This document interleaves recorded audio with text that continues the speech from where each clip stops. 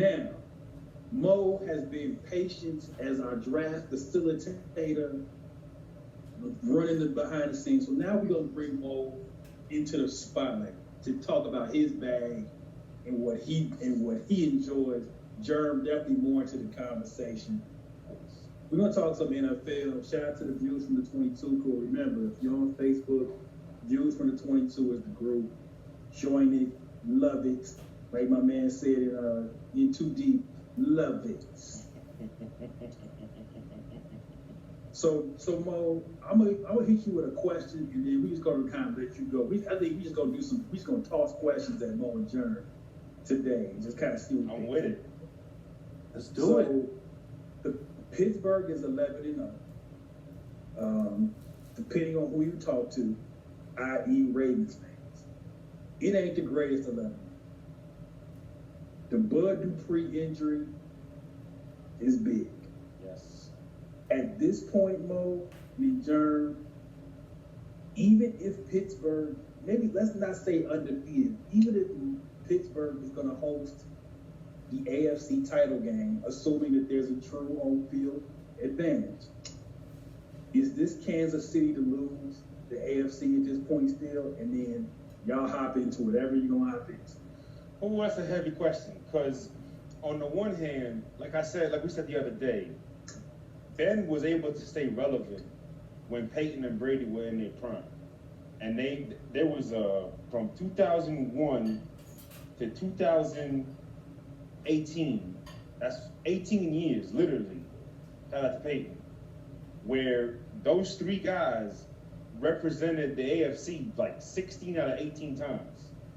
That's incredible. And obviously Brady, Man, and Ben is the most appearances by. You look at Pittsburgh's defense. Bud Dupree is a big loss, but I got the solution. We look at solutions over here in Views and at 94 in the scene. You call him old reliable, because he is old, but he is still reliable, and he is somebody who knows your system, and he is somebody who is a leader in your locker room. And the minute he walks into that building, he's going to be the leader, because you know why? They know who he is. And that's James Harrison. I know he ain't played in a couple years. I know when he last played, he didn't look great. Like a bicycle. Hey, listen, like a bicycle. Because he walks in there, like I said, he's a leader. And more than anything, that's a player/coach for your defense. Because when it comes to fundamentals, when it comes to rushing the passer the right way, James Harrison is to the top of that list. And I think there's no way he goes in there if they resign him. There is no way he wouldn't have some sort of an impact. That's from the Steelers front, because that defense is incredible. From KC, that's the hungry young lion coming. They know what's on the mountain already. The people on the mountain know what's coming. The people to the top of the mountain lost their king, so they know the mountain is vulnerable. The people right below, hey, they know what's coming. They know what's coming. So I cannot say it's anybody's team, anybody's conference to lose, because both these teams are 1A and 1B. The only reason KC was number one is because they are the champs and still playing like it. But there is no way I'm gonna just say, yes, it's Pats to lose, when 1/3 of the gatekeepers is still there. That's my bottom line with it. Jeremy, you may have something else to say about it. I mean, it's really simple. The most complete football team in the AFC is the Pittsburgh Steelers. Mm-hmm.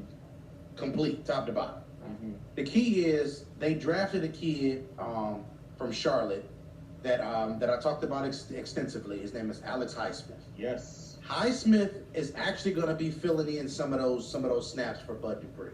Yes. He's athletic. He's explosive. He's a little bit more athletic in the passing game, and I think that's a very key thing for you to get your young third, fourth round rookie and to get his feet wet now, because you get to see what you have with him, and you get to see what he adds to your already pretty good defense. And the most important players on that Steelers defense go in this order. 1A, TJ Watt. 1B, Minka Fitzpatrick. 1C, Devin Bush. After that, we get Cameron Hayward. We get guys like that. We get, after that, and then we get Bud Dupree. So you got 2 guys now that are out in your top 5 that are important on your defense. You got to have players who can fill in those roles. I think the Steelers have done an excellent job with that. But this, again, the ketchup bottle has done an excellent job at filling in a lot of different places. Wide receiver has been a spot that they have done it, and pass rushers. And that is the 2 places that I'm never worried about Pittsburgh. Wide receiver and pass rushes. And that's just what it is. It's still, in my opinion, it's not, and I agree with Mo, those are the 2 premier teams for a reason. Because you got proverbially the best quarterback in the league with Pat Mahomes, but you also got one of the best quarterbacks ever in being. Yeah. And that clash needs to happen in the AFC to go to the Super Bowl, period. Here's my question, though. Go ahead. Can Pittsburgh get past the Tennessee in the playoffs, though? Tennessee? Yes. Tennessee kicks too many they kick too many field goals, number one. That's number one. Number 2, they can stop the run. So if you can jest and you make Derrick Henry have to, I call him Dr. Robotnik, because he's a robot when he's running. Now, I want you to understand this. Robot, because when he's running, you hear the gear shifting when he has to change direction, because he changed direction very slow. Yeah. So when he changed direction, it is when he's going left and you make him cut back right, it's not the same fluid motion because he is 6'4" and 240 plus pounds. So it does not look the same. He happens to have a very, very nice set of feet that go along with very, very stiff hips. And that's what it just comes down to. So the lower body explosiveness that he gets on some of those power runs is one thing, but the key thing here is Pittsburgh can congest everything. Pittsburgh can make it like a pile here and make him literally just have to dive into the pile. For my new school people, Derrick Henry is a Roblox player. There you go. I mean, look, again, it's like we talked about with him. He doesn't have the best vision, the best patience, the best agility. Nope. But he's a mother when you got a full head of steam. Yep. And that offensive line, like, I understand what we talk about for MVP, but Roger Saffold, in this order, Roger Saffold, Ben Jones, and Nate Davis. Those 3 dudes are the illest N-words in Nebraska in my Method Man voice. They do a hell of a job of getting to those deuce blocks, getting to the second level. I mean, there's plays where this man is not being touched until he gets to 10, 15 yards out. Yeah. He had a 31-yard run last week. He didn't get touched, and Ham's seen it with me. He didn't get touched until he decided he wanted to be touched. He wanted to get touched, right? That's crazy. And that's because he work. Exactly. And that's a testament to Mo's distinction of his vision not being the best. Yeah. If he cuts that ball to the outside, he may score and make it one play. Mm-hmm. So those are things that, like, this is, MJ, that's a great question, but like I said, too many field goals, Pittsburgh can stop the run, and ultimately, man, Ryan Tannehill versus Ben Roethlisberger. Well, I think the number one thing is Pittsburgh is not going to kick themselves in the foot too often. Tennessee does. Pittsburgh every week. Pittsburgh will win games. Tennessee will lose games. Like if you beat Pittsburgh, that means you beat them. But if you beat Tennessee, you watch the game. It's like, oh well, Tennessee. And I'm somebody who hates to use this phrase, but just from a logistical standpoint, sometimes you got to look at it that way. Some teams lose them, other teams you got to beat them. Tennessee loses them, Pittsburgh, you got to beat them. Yeah, all fit. NFC side, though. Let's go. Well, I see what Big Shot's name is. If you had to pick one to knock either one of those two down in February on the AFC side, from the NFC side, who's doing it? Oh, you want me to go first? Go ahead. I'm gonna let the expert jump in. I'm gonna just give my quick thoughts. Go ahead. I'm gonna tell you something like this. When me and Mo did a power rankings, and we critiqued each other's list, and we were petty about it, but you notice the lists were very similar. Because there's certain things you just can't do if you watch film. It's just that simple. I cannot justify certain things being where they are without putting film into the equation. You know something? In order to beat Pittsburgh, you got to be able to do two things. You got to be able to get pressure on Ben. You got to be able to run the football. You got to be able to stop the run. And most importantly, you got to beat them. In order to beat KC, you're going to have to score 35 points. And you're going to have to stop them at some stage in the game. Those are two factors. And you got to be able to score. You forgot the most important thing against KC. Oh, no, go ahead. Go ahead. Pray. Oh, okay. Yeah, you're right. You gotta pay your tithes. That's the show. That's it. Because that man breaks all the lab rules that apply to the quarterback position. Listen, I've seen Mahomes last year be down by more than 2 touchdowns in a second half and not even have the time of possession on his side and still win.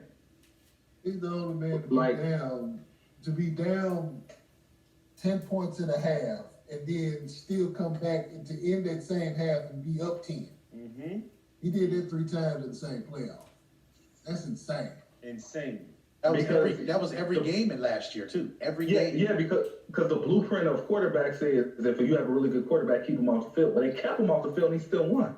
Man, what do you do with that? Because they hooping. They hooping in Kansas City, man. They shooting the three. They getting out running the transition. And they just like the fast break. Because when you get 10 out on the outside, he got time to come in and throw you the peace sign, stop, plant, somersault. You know what I'm saying? Get funky with it, just getting 6 out of it. It's like, what are we going to do about it? And they can run the football.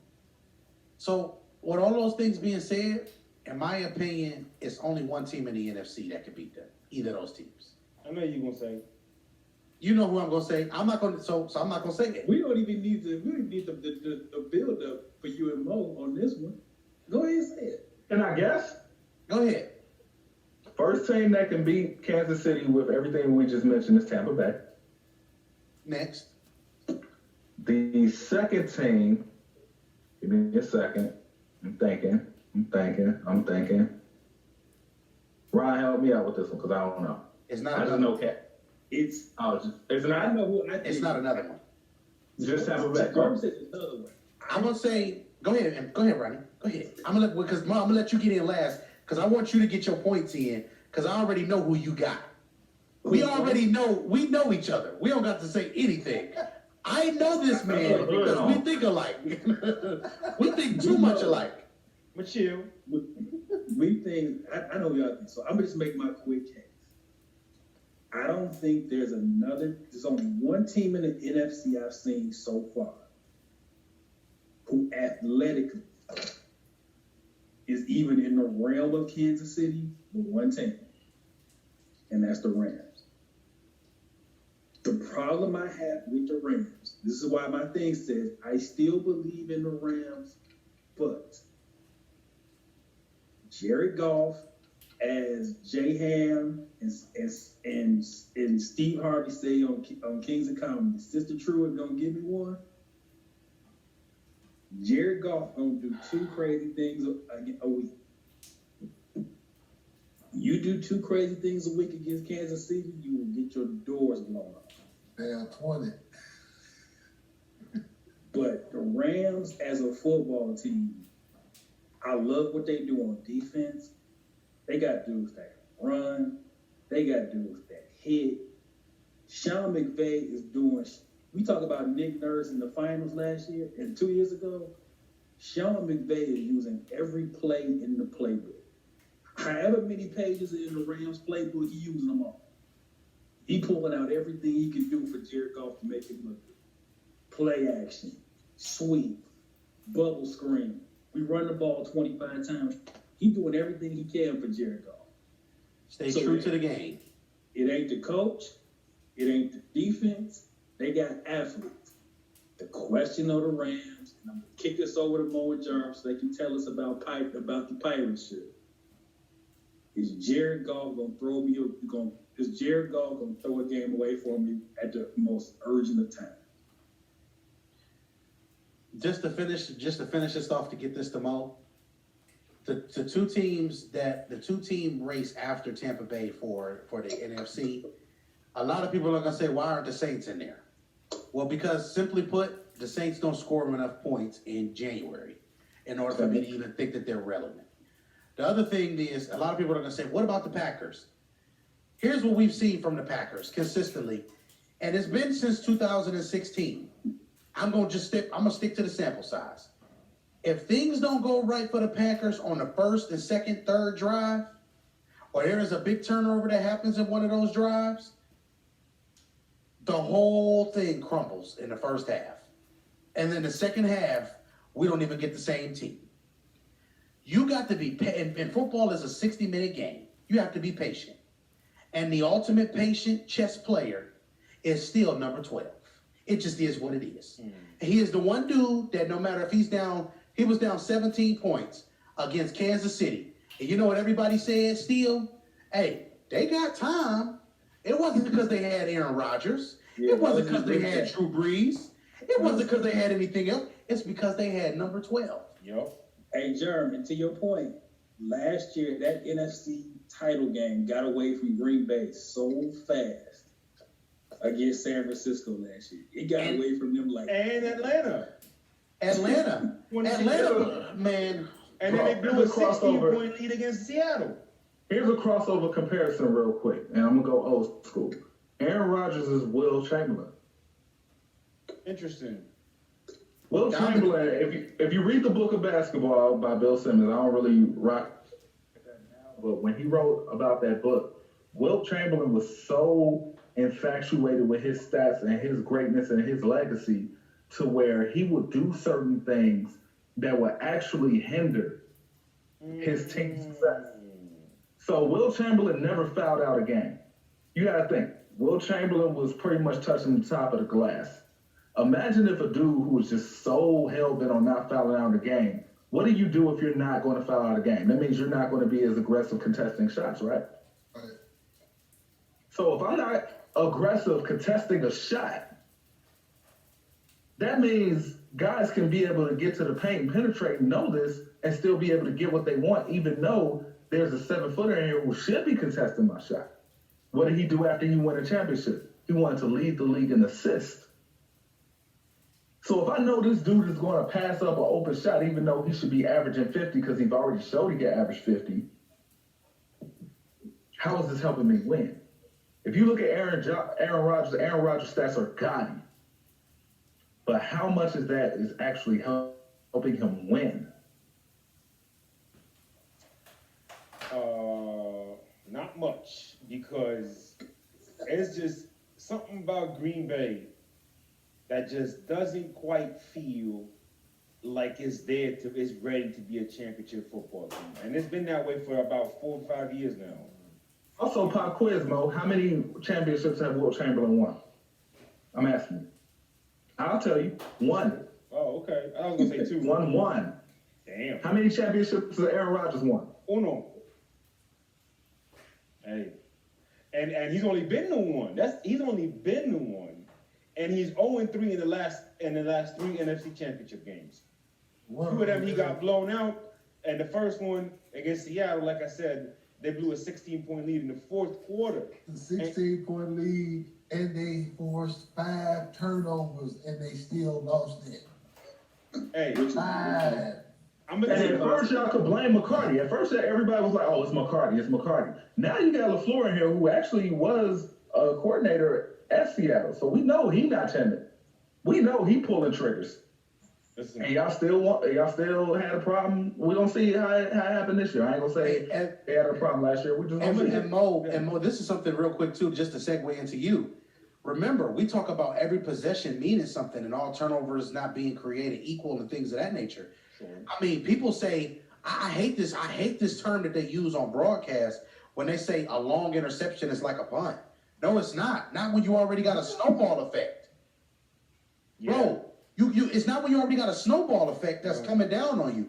Bro, they already have the momentum, and then you throw another interception here. He did that in that 49ers game last year where he threw that interception before half, and he did it again in 16 when he did it with Atlanta. And then it cost them points every time.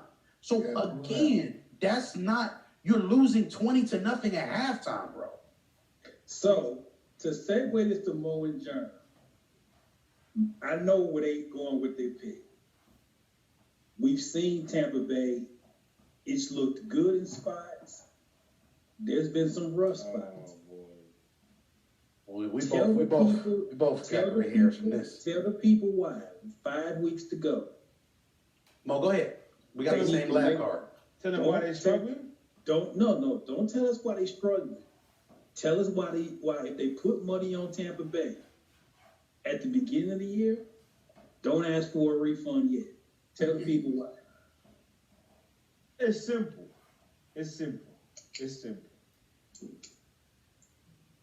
That man may have a quarterback. Remember, football is one game, not a series. That man may have a quarterback. As long as he is fit and healthy, there is no other quarterback in the history that I would rather put out there to give me one game against any opponent. And that's Tom. That's Tom Brady. As much as we have been raving about Pat, he is not quite there yet. Because if you look at 2014 through 2018, Tom, that's the second wave of his prime. Sort of use vocabulary from this year. The second wave of his prime was 2014 after KC to 2018. He was as close to perfection as it comes in the quarterback position. 28-3, 24-0 versus Denver, down 10 versus Seattle in the Super Bowl, and to me, one of the least talked about games of his career, but probably the most impressive I have ever seen that man. Against Atlanta. Nope. See, no. Well, okay. That game is different. That game is different because he played flawless. From 28-3, when it was 28-3, he started playing flawless. But I'm just talking about the least talked about greatest performance I ever saw was 2014 divisional game against Baltimore. They went down 14-0, got him back.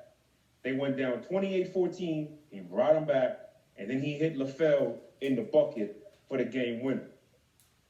Ironically, the last game of his college career, when they won that Sugar Bowl, I think it was, against Alabama. Orange Bowl. Rose Bowl, sorry. Orange Bowl. They went the same thing. They were down 14-0, brought him back. 28-14, brought him back. Winner in overtime. That was a classic game, too. It was. It absolutely was. But the 2014 game is probably the most impressive to me, honestly. What you see in here with this Tampa Bay team, these last, 12 weeks, it's been a bunch of, all right, let's throw this on the board. Let's throw this on the board. Let's throw this on the board. Let's throw this on the board. Let's throw this on the board. Oh, shit. What are we looking at? That's why sometimes you see 45 points. That's why sometimes you see what you saw against New Orleans, what you saw against the Rams and the inconsistencies. What you saw against KC and the inconsistencies, just the inability to move the ball is something you're not used to seeing in the Tom Brady offense. Well, why is that? Well, there's two styles clashing right now that are just not really finding the proper balance to it. Bruce Arians, that no risk it, no biscuit thing, he wants his quarterbacks to read high to low. He wants his chunk plays after chunk plays with play action in there and run game. With Brady, it's death by 1,000 cuts. We're gonna stay ahead of the chains. We're gonna keep the clock moving. We're going to keep your defense off balance. We're going to force you to communicate in the open field and not know what the hell you doing. And we're going to come at you in all kind of ways. I remember they ran hurry up ones. It's all New England, obviously. They ran hurry up. They came out in 13 personnel, which is 1 running back, 3 tight ends, and a wide receiver. Heavy. Next play, they go empty in the same personnel, no huddle. Next play, they go back to empty. Get a couple yards, boom, no huddle, empty again. And that's with 3 tight ends and a running back. Well, you could do that when you have James White. So I think right now, what they got to do, why you shouldn't panic, why you shouldn't get your refund, just to tie it all up. If I'm Bruce and Byron and Brady, everybody's got to kind of check their egos at this point, because there's too much talent on this football field to not produce the product that it's meant to be, that's meant to produce. So the bottom line of it, I'm taking Carolina film, both games. I'm taking the Raiders film. I'm taking the Chargers film. I'm taking the fourth quarter of the Rams and the fourth quarter of the Chiefs. I'm taking that game film for those 5, 6 games. And I'm saying, okay, actually 4 games and 2 quarters. I'm saying, okay, this is our offense. Throw everything else out. This is who we are. This is what we can be. This is where we are at our simplest and most efficient.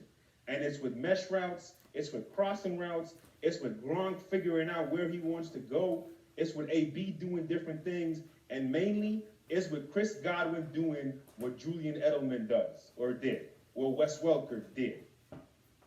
And listen, no offense to Wes, no offense to Julian.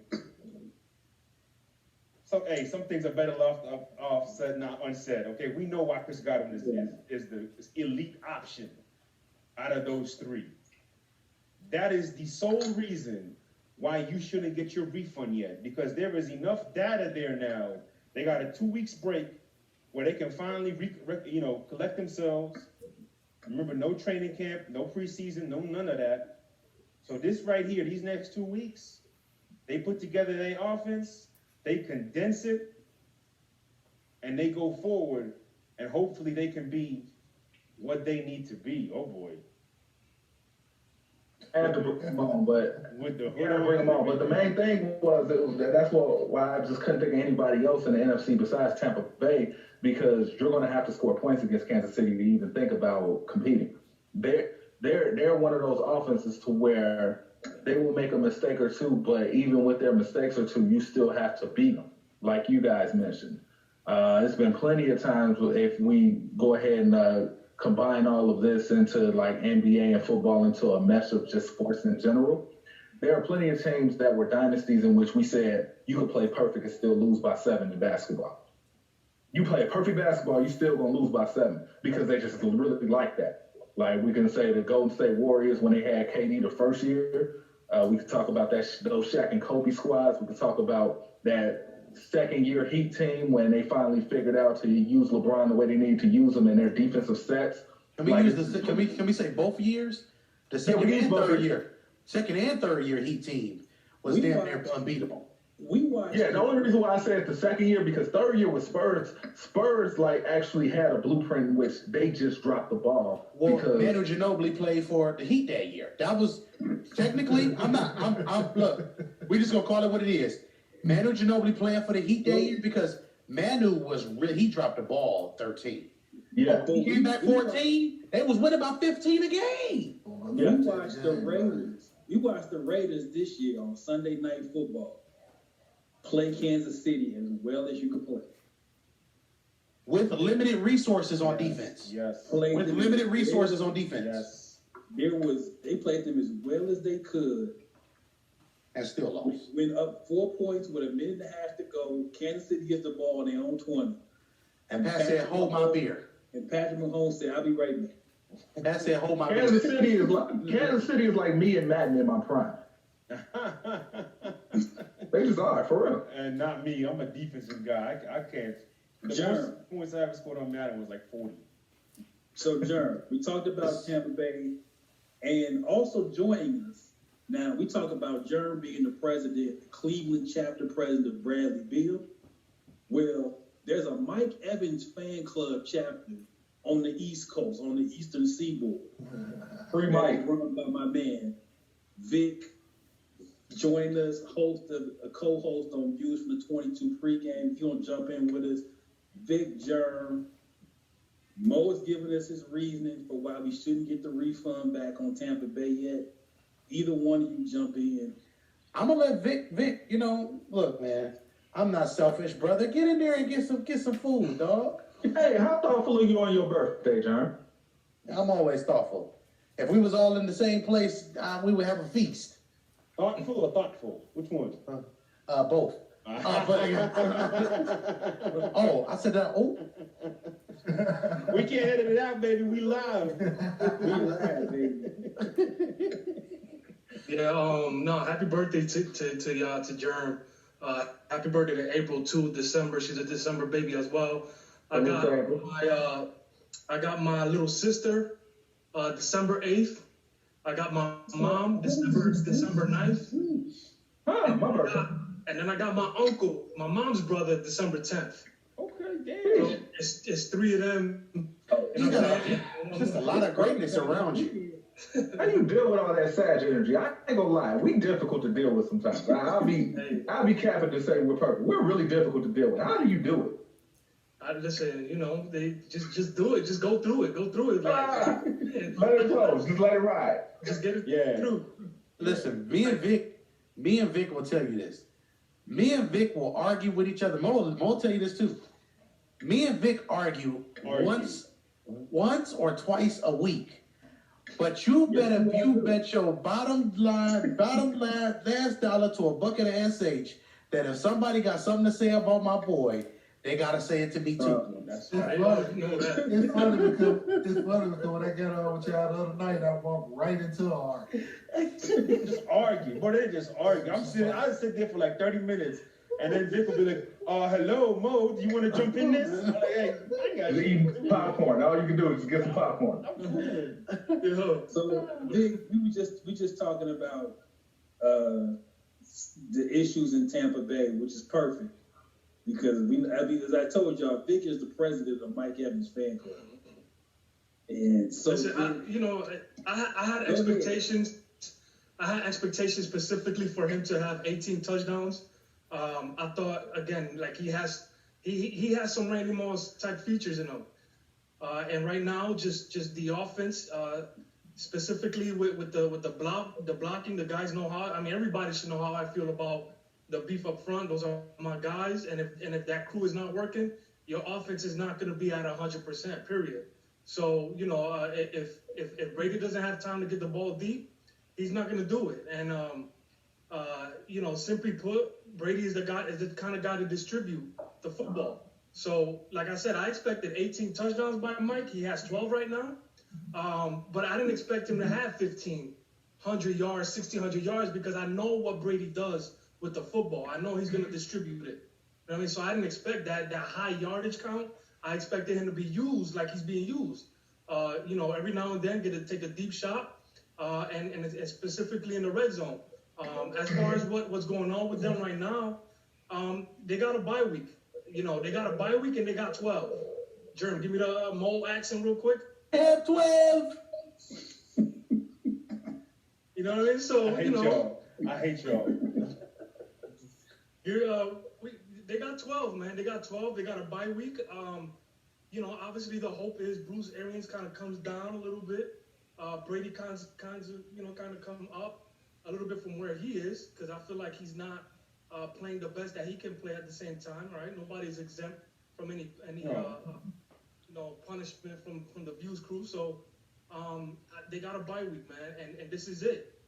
But I'm never gonna count that dude out. Period. You know what I mean? So all the fans and all the Brady haters that are having fun, crucifying him, talking about he's at the end of his days. Look. 28. I'm gonna bring German to this too. I'm gonna bring German to this too. Is just like in the NBA, when I look at the NFL, the main thing I study is how a person loses, what it takes for that person to lose. And every time Tom Brady has lost, what it is took is either confusion within their offense that you can tell because you can see that they were out of sync. And now that you guys actually chimed in on the struggles with working with Bruce Arians because he's really trying to be the alpha male of that offense, you can see those couple of games with the Saints in which it just wasn't clicking. But you can also see certain games in which you just had to chop their head off.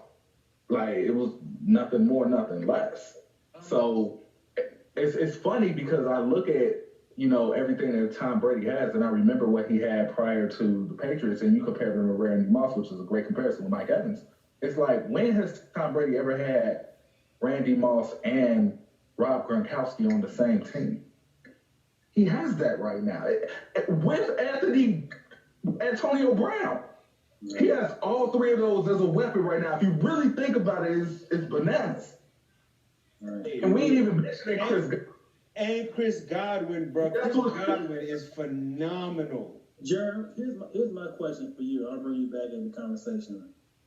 I know regular season playoffs, we try to not pull too much.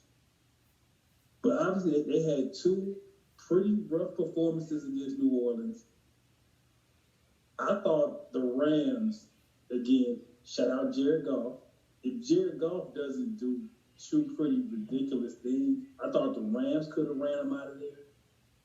And for about 2.5 quarters against Kansas City, it was rough. Do the performances against the upper end of the NFL worry you, or is it, you know what, those were just rough days? Does the play against the better teams concern you as we're heading now into the business end of the season when you are trying to make the playoffs, and you obviously will in the playoffs see a better team? Well, here's the thing. I'm going to say this, and I think Mo and Vic are going to both agree with this. There are certain players, when January comes around, they step it up. There are certain players, when January comes around, they come back to who they really are. Number one, that's Drew Brees. So let's just start right there. Drew Brees has played very well in the regular season games to an extent. Now, there's a lot of things that the Bucs defense gave them in these games that I think that they can tighten up. Here's the other key. The other key is the Bucs scare everybody when they walk on the field. The difference is they don't utilize the pieces properly. So you imagine an offense in which we see more people around the middle of the field running 100% rather than the 60% that we're seeing now, because they're just now starting to do these mesh concepts. And then imagine them also having the timing down from these next 4 weeks, including this bye. Do you want to play Tampa Bay, or would you rather play the Saints, who we already know who they are? Or would you rather play the most unknown offense in football? Because we talk about an offense that can score every possession 7 points if they wanted to, and if they put the right product on the field. Facts. The only other offense that can do that is the one that got Patty Wagon. Facts. And that's not saying that Russ wouldn't come close or Ben wouldn't come close. That's just saying it's certain limitations in that the offenses because of, number one, the offensive lines. But number two, Ben and some of his receivers, they have a little bit of issues with drops with those younger guys. I'm going to be honest. That's scary. The Chiefs and the Steelers are actually 1-2 in team drops. Yeah. Right now. Isn't that bananas? Mm-hmm. Considering that we talk all this stuff about drops, but both of those teams are the two best teams in football right now. So that tells you drops are part of the game. Right. No, and to add to Ronnie, to your answer and what Ronnie's asking, a lot of the good teams also still have a good pass rush. You know what I mean? So those teams are giving the Bucs right now issues because of their ability to either pass rush off of, the initial pass rush, basically beating the offensive line, or the combination of different stunts and games that they're doing to get pressure. So, the better teams, they're losing to the better teams right now because they have good offenses, and they also have, a pass rush that can get to Brady. You know what I mean? So, again, it's about this bye week, getting the guys healthy, And then, getting these guys a block. I think the blocking scheme could also be better. I expected Rob Gronkowski to block a lot. I did. And at this stage, they're letting those 5 guys go one-on-one with these people. You know what I mean? So they have to add a little bit more blocking, I think, when it comes to Rob, because, again, you have enough weapons to get open. Well, Vic, I think just to add 2 things, right? Number one, with the Rob Gronkowski thing, he was doing that when OJ was healthy. OJ got hurt. Well, now guess what? Gronk got to start going out more. Number 2, I think their best personnel is MT10 spread, which is 4 wide receivers and a tight end, no running backs. They go spread, and they have Gronk on the line of scrimmage as the 6th blocker, and you have those 4 guys run their routes. You could now obviously 2x2 is nice, but you could mix it up. You could do bunch. You could do bunch with a reduced split. You could do trips. You could do trips with a wide angle flex. Mm-hmm. I mean, there's so many different things that you can do. And if Brady gets in trouble, with the stuff that we have now, you get Gronk on a release. Boom. That's an easy. Like this is. It's Listen, simple. listen. It's simple. Bro, I do this so simple and so efficient. Go ahead. I do this to this extent. Offense was never created to be complex. It was created to be simple. Work what you have to get what you want. Don't we they tell, excuse me, ladies, they tell y'all this all the time. Work what you have to get what you want. So if you gotta work what you have to get what you want, if you want that Lombardi, we gotta work what we have here. We got all of these dynamic players who can win within 5 yards. Bro, Chris Godwin, Mike Evans, and Antonio Brown in 5 yards. It's like fighting somebody who's faster and quicker than you in a telephone booth. It doesn't make sense. I don't want to get hit. MJ, if you're gonna box somebody in a telephone booth, you're gonna damn sure make sure 2 things. You're gonna make sure you're quicker than them, or you're gonna make sure that you can at least overpower them. Mike Evans is your overpowering guy. AB got the best feet we've seen in football, probably history, at the wide receiver position. Chris Godwin has got great feet. And then you got little Scotty Miller who can win in the telephone booth too.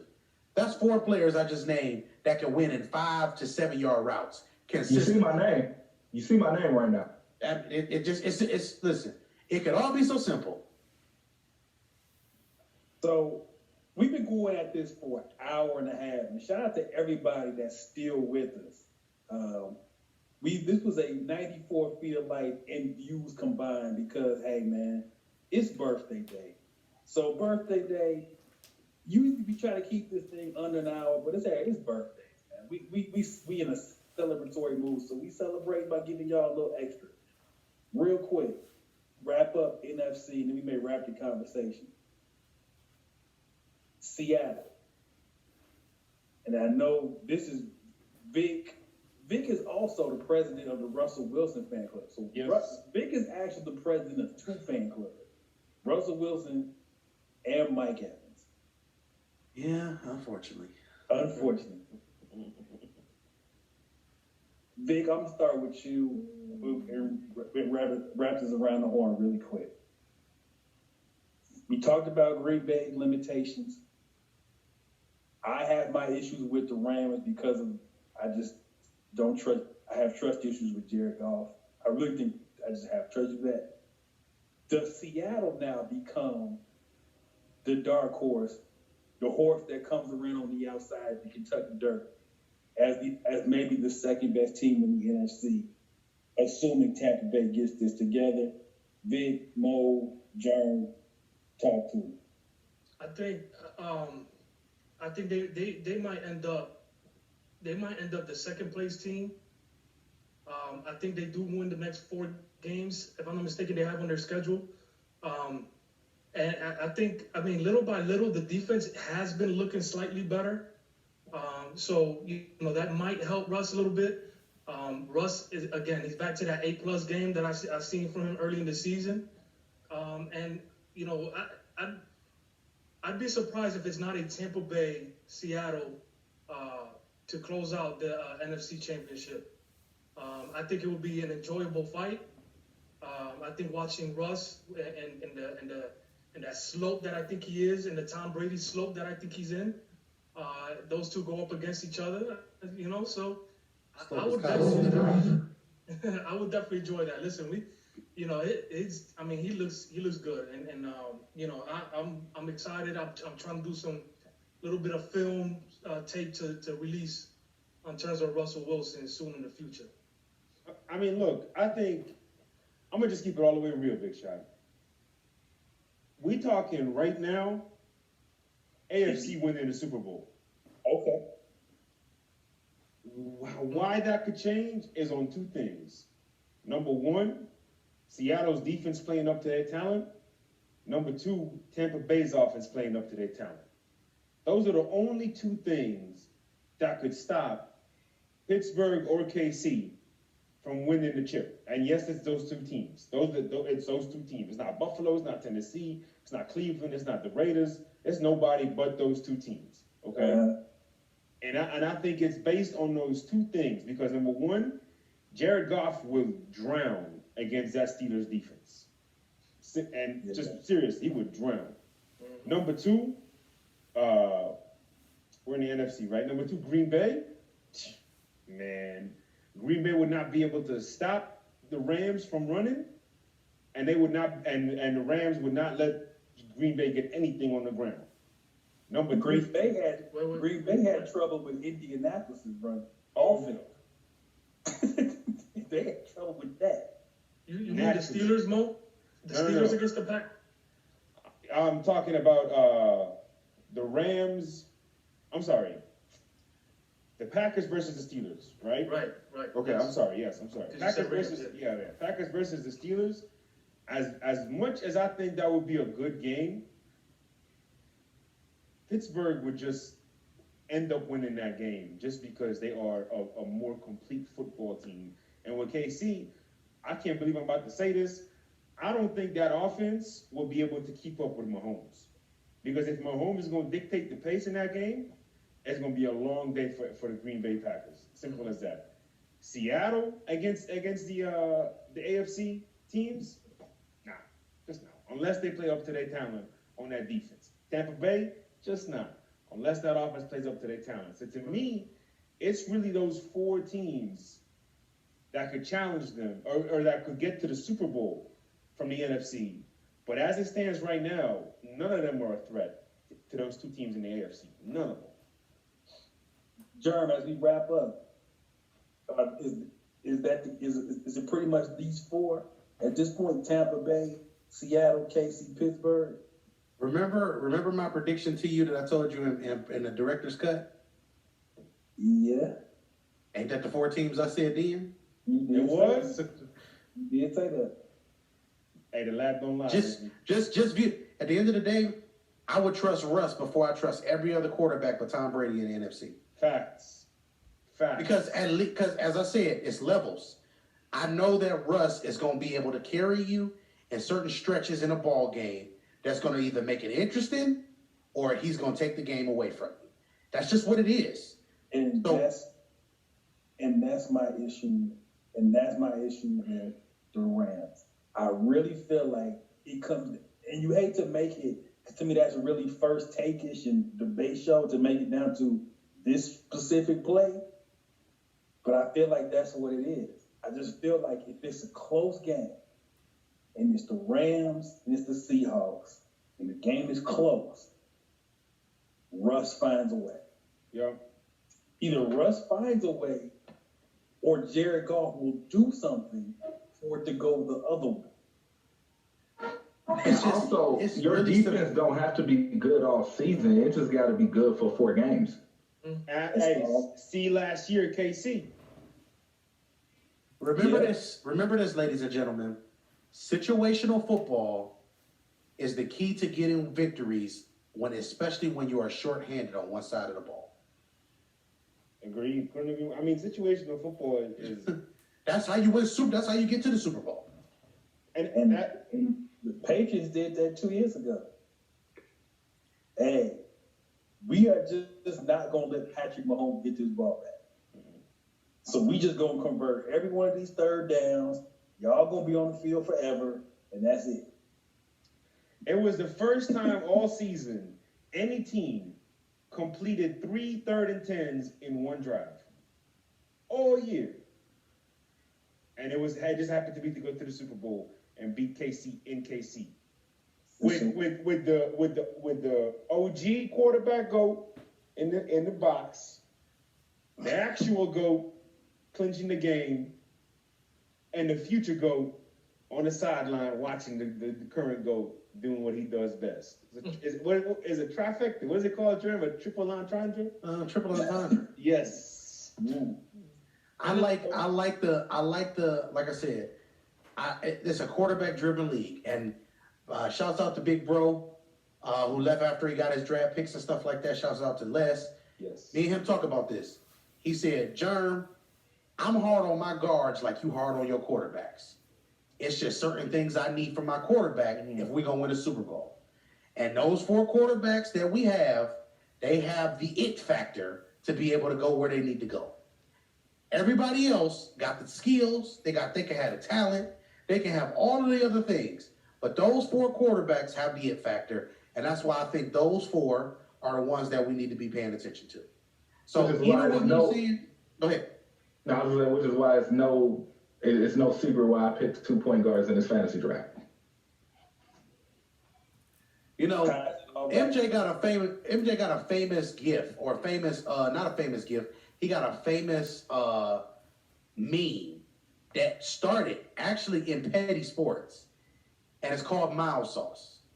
And it's a picture, and my guy got his Mild Sauce dance. I just want you to know when you did that, I thought that was a Mild Sauce dance. That was appropriate for that time. Go ahead, Big Shot. I'm gonna let you close this out. We're gonna close out. Remember, THE.SCEN on Instagram. That's